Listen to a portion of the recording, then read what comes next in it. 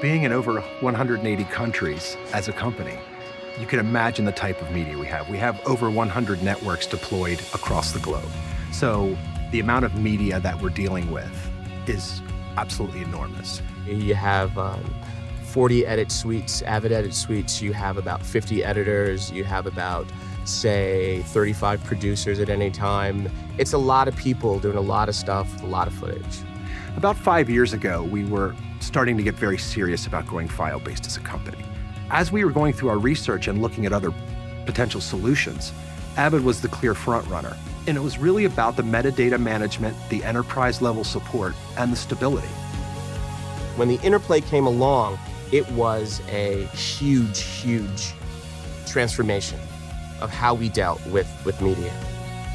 Previously, an editor wouldn't know if an asset was already online, so they might recapture the same media again and again that another editor was already using, or they would have to track down the tapes to get those assets into the system. And now with just a quick search through Interplay, we can see if the media already exists on ISIS, and if it does, at what resolution, who might be using it for what other projects, and we can use it simultaneously without having to re-ingest it, taking up additional storage space. We're all connected now. Whereas before, we were talking about working in these little silos. You know, we had 40 edit suites, but every suite was its own private Idaho with their own set of drives and, you know, their own set of producer and editor. But now it's a sort of cloud, if you will. We push it extremely hard. We have 33 HD suites running 3 shifts a day. They basically never turn off. With Interplay, we have the ability to repurpose an asset for multiple projects, whether it's for on-demand video or to make a version for DVD or an international version. All those editors are able to access the same media simultaneously. One of the things that I love to see is when an editor is working on segment 1 of a 6-segment program, and they're looking at the producer's notes and they're making the adjustments.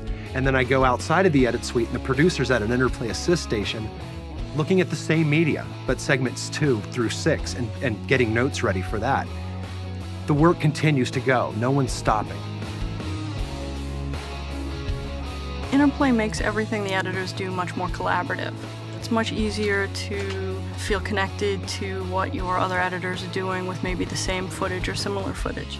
When I'm basically taking other styles and then basically mixing them with mine, I'm creating this new hybrid, you know, edit style.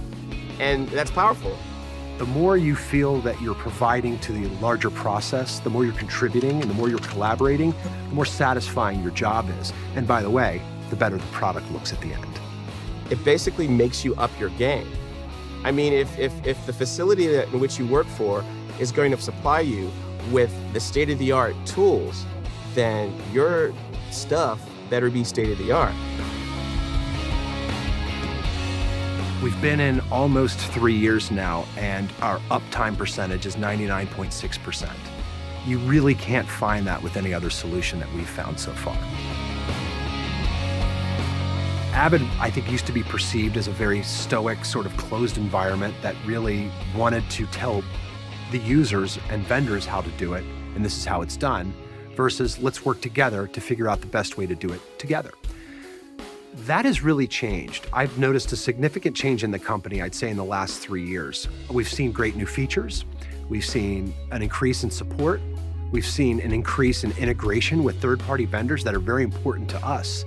So we feel very good about the investment we've made and that we're positioned to succeed for years to come.